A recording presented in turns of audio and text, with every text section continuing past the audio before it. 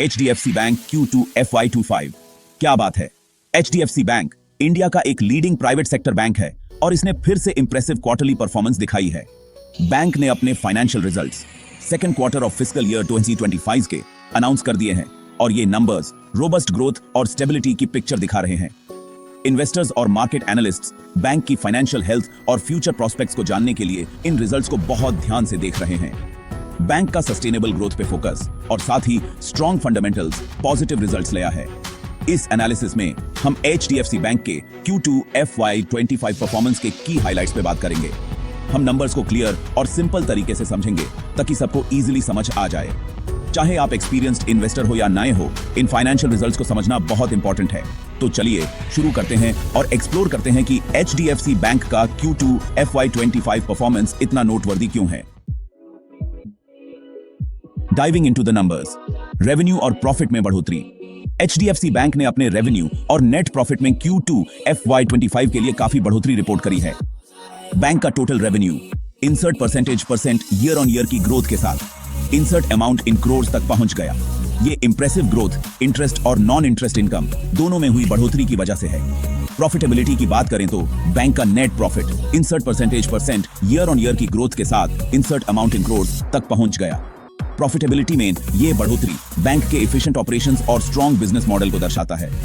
Growth और profitability के बीच balance बनाने पे बैंक का फोकस इन नंबर्स में क्लियरली दिखता है। Interest income and margin stability. Net interest income यानी NII बैंक्स के लिए एक इंपॉर्टेंट मेट्रिक है और इसमें भी insert percent year on year की कमाल की ग्रोथ देखने को मिली। NII में ये ग्रोथ बैंक के एक्सपैंडिंग लोन बुक और इंटरेस्ट रेट साइकिल्स के एफिशिएंट मैनेजमेंट की वजह से है। इसके अलावा बैंक ने अपने नेट इंटरेस्ट मार्जिन यानी NIM को इंसर्ट NIM परसेंट पर स्टेबल रखा है। NIM में ये स्टेबिलिटी बैंक की लोन्स को इफेक्टिवली प्राइस करने और कॉस्ट ऑफ फंड्स को एफिशिएंटली मैनेज करने की क्षमता को दिखाता है। कंसिस्टेंट NIM इन्वेस्टर्स के लिए एक पॉजिटिव साइन है क्योंकि ये बैंक की लेंडिंग ऑपरेशन से स्टेडी इनकम जनरेट करने की क्षमता को दर्शाता है।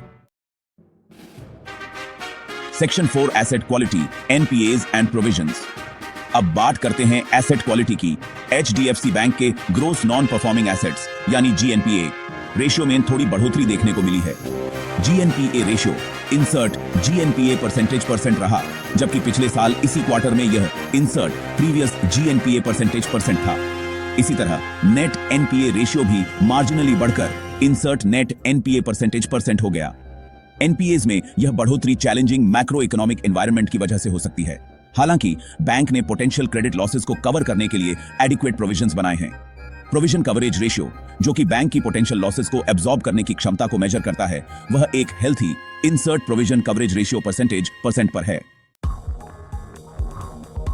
Section 5 deposit and loan growth, a balancing act. Business growth की बात करें तो HDFC बैंक ने डिपॉजिट्स और लोन्स दोनों में स्टेडी ग्रोथ देखी है। बैंक के टोटल डिपॉजिट्स में insert deposit growth percent year on year की ग्रोथ हुई है, जो insert total deposits in crore तक पहुंच गए हैं। डिपॉजिट्स में यह ग्रोथ बैंक की लेंडिंग एक्टिविटीज के लिए एक स्टेबल फंडिंग बेस प्रदान करता है। लेंडिंग की बात करें तो बैंक के ग्रोस एडवांसेस में insert loan growth percent year on year की ग्रोथ हुई है, जो insert total advances in crore तक पहुंच गए हैं। एडवांसेस में यह ग्रोथ बैंक के रिटेल लेंडिंग पर फोकस